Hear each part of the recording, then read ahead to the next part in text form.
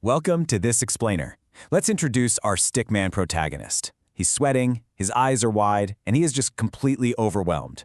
Today, we're decoding exactly what's going on in his head. We're diving deep into the mechanics of social anxiety disorder, a condition that traps millions of people in an invisible cage.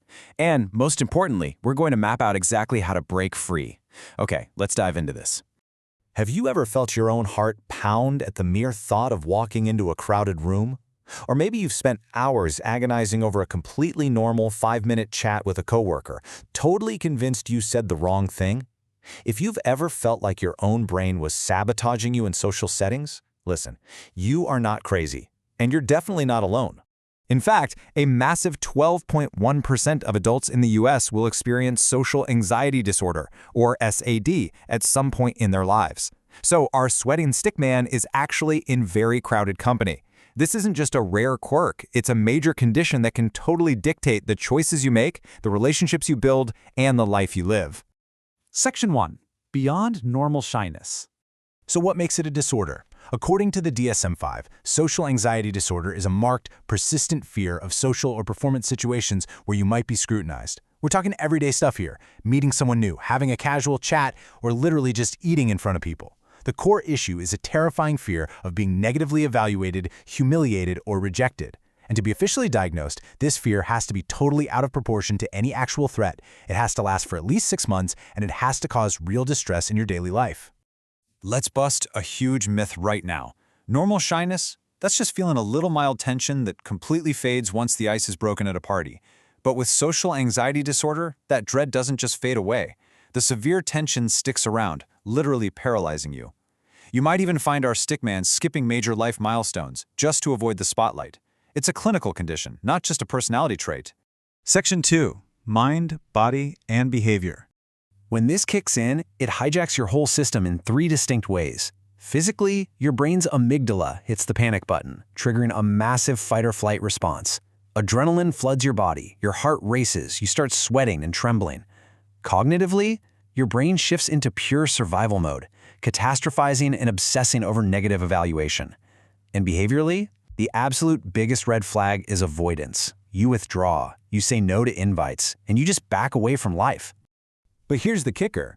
Avoidance isn't always as obvious as just hiding in bed. Sarah's stickman actually goes to the party, but he stares intensely at his phone the entire time. That is a safety behavior.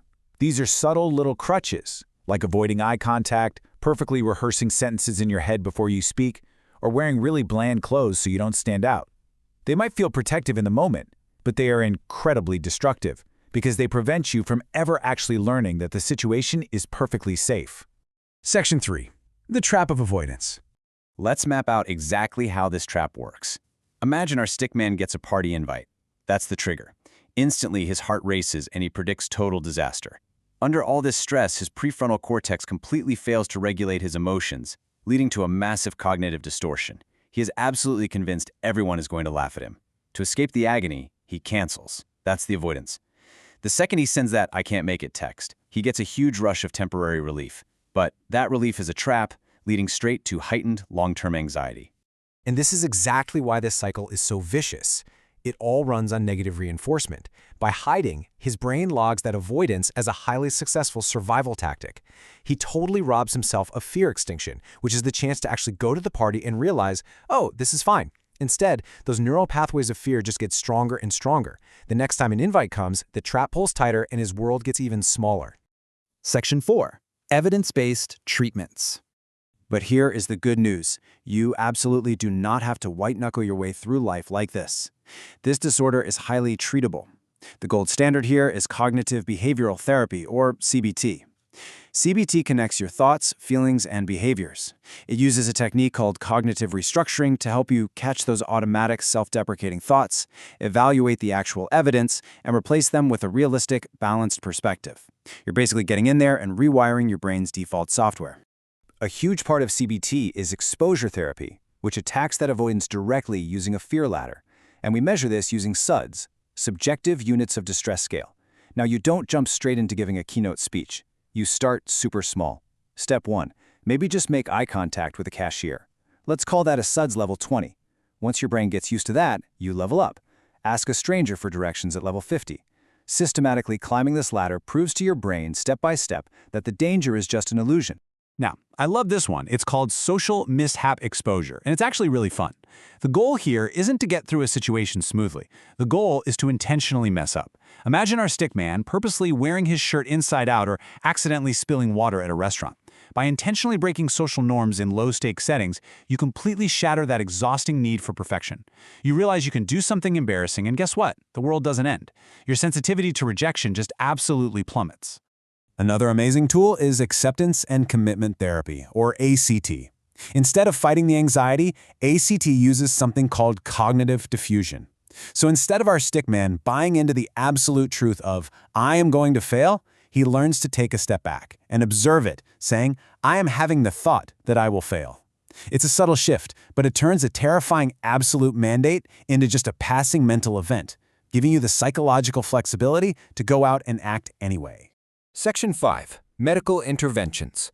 Sometimes, though, the nervous system is just so fired up that therapy struggles to take root. That's when medical interventions can help level the playing field. For generalized, everyday social anxiety, doctors often use SSRIs or SNRIs. These are daily medications that boost serotonin to help turn down the brain's threat detection over time. On the flip side, if you've got performance-only anxiety, like you're totally fine at a party but panic before giving a speech, you might use a beta blocker like propranolol. It doesn't cure the mental worry, but it physically blocks the adrenaline receptors, keeping your heart steady so you can just focus on performing. Section 6. Immediate grounding techniques. Okay, long-term recovery takes time, but what about right now? Let's slow things down for a second and look at some immediate relief tools for when a panic spiral hits you out of nowhere.